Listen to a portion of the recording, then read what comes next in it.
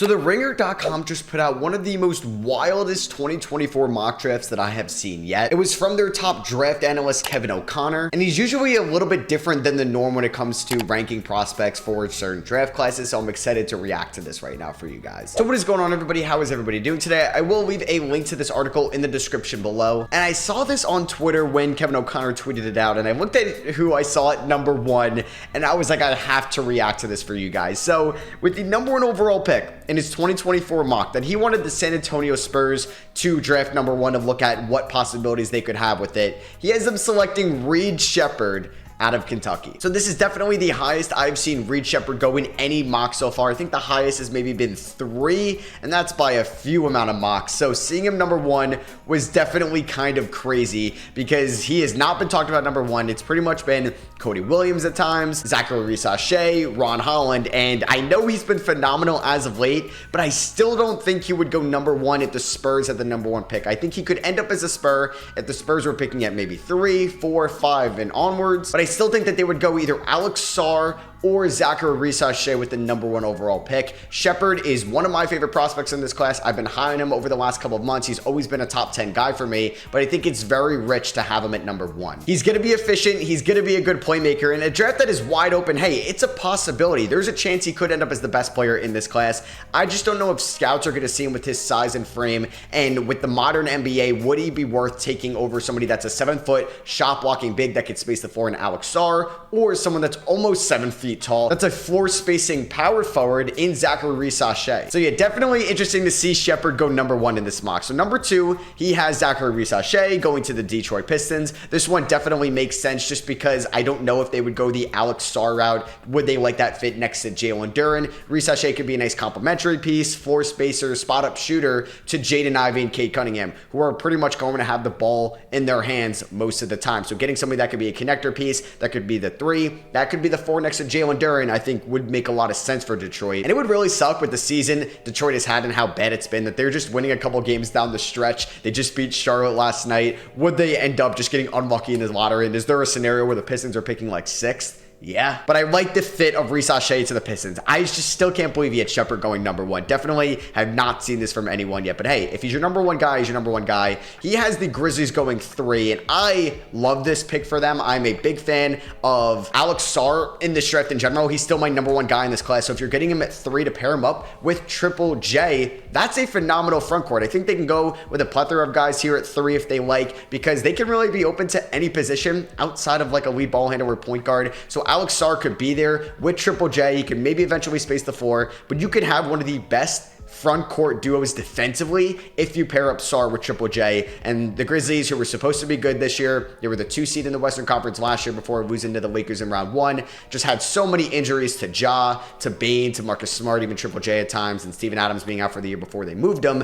Sarr could be a nice retool piece for them in the offseason, and they could be scary in 2025. So interesting selection here. Stephon Castle, number 4 to the Wizards. This is probably also the high end of the spectrum where I've seen Stephon Castle go, and I'm not a huge fan of this fit in Washington.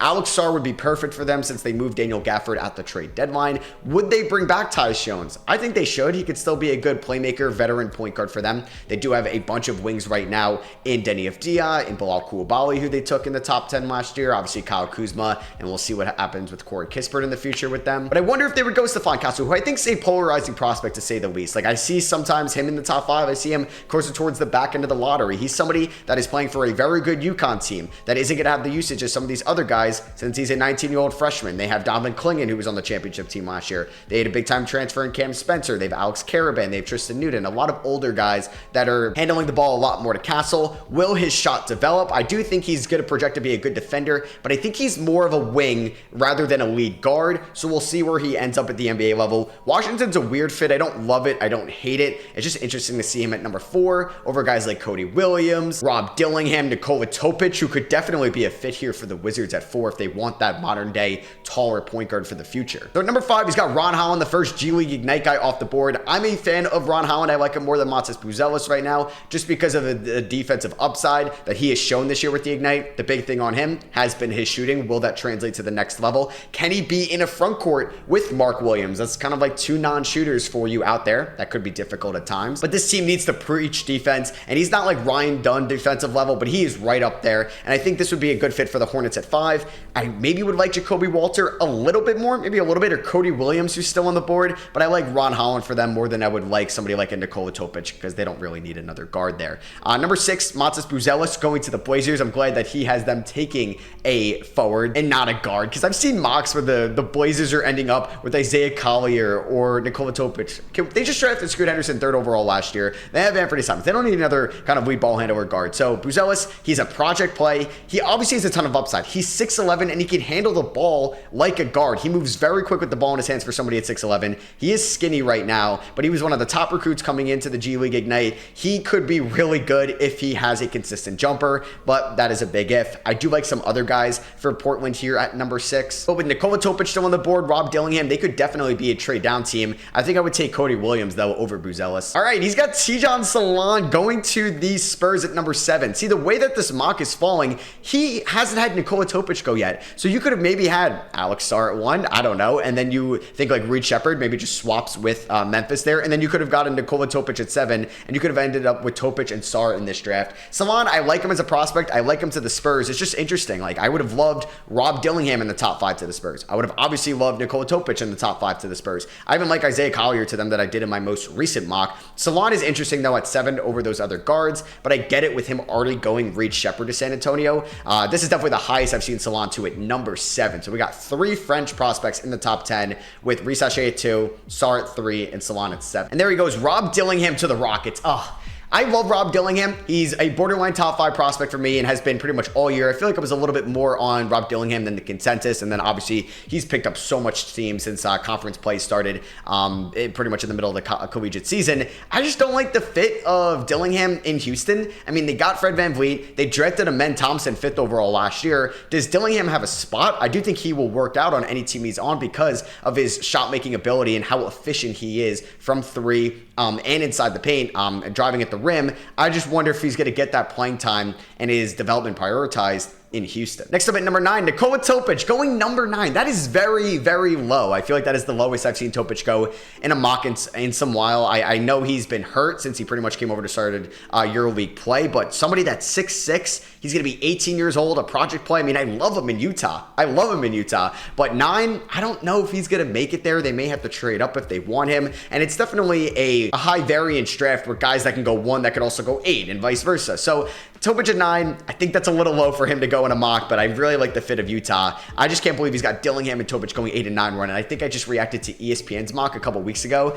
He had these 2 guys in the top 5, so interesting to say the least. And at number 10, the Thunder selecting Donovan Clingan, the big man out of UConn. I've seen some people and Thunder fans, especially on Twitter, saying, why would they draft a big? They don't normally do that, and obviously they go for some of those high upside picks like Bukajevsky and Ousmane Dieng as of late. And Clingan, I like this for them, though. They need some backup big man help. They need a big behind Chet Holmgren. He can come in right away, play some defense, block some shots, get some rebounds, be a pick and roll partner, and then get off the court and do his job. He won a national title with UConn last year. He could win another one this year, and I think this would be a very good backup big spot. At 10 for the Thunder, I like this over another guard if they were going to go that route, like if they were going to go Isaiah Collier. Maybe you can take Jacoby Walter here. I still can't believe he doesn't have Cody Williams going in the top 10, who's the younger brother of J-Dub, so that would be pretty cool to say the least. So Clingan at number 10. Interesting that, yeah, like no Cody Williams in the top 10 or Jacoby Walter. All right, speaking of Cody Williams, he's him going number 11 to the Atlanta Hawks. I mean, I love this value for Atlanta. Getting him at number 11, I wonder where they would go in this draft, though. Like, will either DeJounte Murray or Trae Young be off this team next year? Will they move on from Clint Capella finally and promote Onyeka Okongwu to the full-time starting 5? And they could draft a big man here because there's some good big men on the board, like a Yves Missi or Kyle Filipowski. I love Tyler Smith a ton out of the G League Ignite. We'll see where he has him going in this mock. Cody Williams, though, could be a good floor spacer next to Trae and DeJounte Murray. He does have the size and the frame to be a good defender in the league. We'll see how passive he is at the next level. Will he have that confidence in his jumper? Will he kind of fix the ball handling ability and the ball security that he has shown some lapses with the Buffaloes this year in the collegiate season? But I think at 11 is phenomenal value. very shocked to see him go outside the top 10 in this mock. So he's got the Bulls taking Isaiah Collier at 12. So Collier has been phenomenal this year for a subpar USC team, and I think he's been phenomenal as of late since he came back from an injury in the beginning of the year. And I like Collier a ton. I think he should 100% go in the lottery. I'd be okay drafting him in the top 10. I think I just did it recently with the Spurs, but I don't like the Bulls fit. I think they actually have something in the backcourt with Kobe White and Ayo Dosunmu. You may have Zach LaVine coming back next year. Who knows if they're going to move Alex Caruso.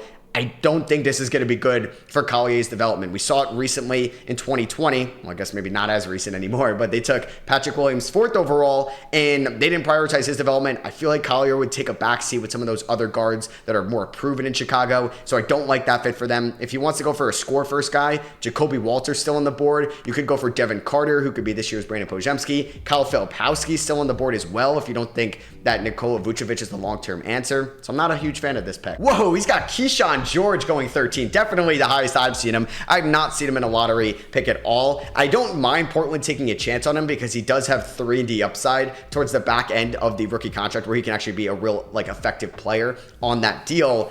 I just think this is a little high. I like Devin Carter a ton out of Providence. I think Portland could take a chance on a big here. You still have Yves Missi, Filipowski on the board. You do have Tyler Smith. I'm going to keep saying his name out of the G League Ignite. He's 6'11". He can handle the ball, and he has a jumper, and he's got a good inside defensive presence. So I think that would be a good pick for Portland. I like George a ton, but in the lottery seems a little high. And to finish it off, he's got the Lakers taking Dalton Knecht. This is a weird pick just because the Lakers are selecting it, but the Pelicans own the pick. But they can choose to have it in 2025 if they wanted to. But I feel like if it's at 14, maybe the Pelicans will keep it. I guess they have to figure out if they think the Lakers are going to be better or worse next year. Pretty much it's on LeBron James' future. But the Lakers getting Knecht would be, I think, really good value. He should be a lottery pick. He's somebody that can come in right away and be a good off-the-ball bench scorer for them. And he can also probably run that second unit as well. And he can provide some offensive spark and firepower for that second unit. So I'm a fan of this pick. At 15, he's got Jared McCain going to Miami. I think this is interesting. Jacoby Walter, not in the lottery. That is kind of wild. I think Walter would be a good fit in Miami, but I think McCain is a really good player, and I wish Duke used them a little bit more. I feel like he kind of got fizzled out a little bit and phased out of that offense towards the end of the UNC game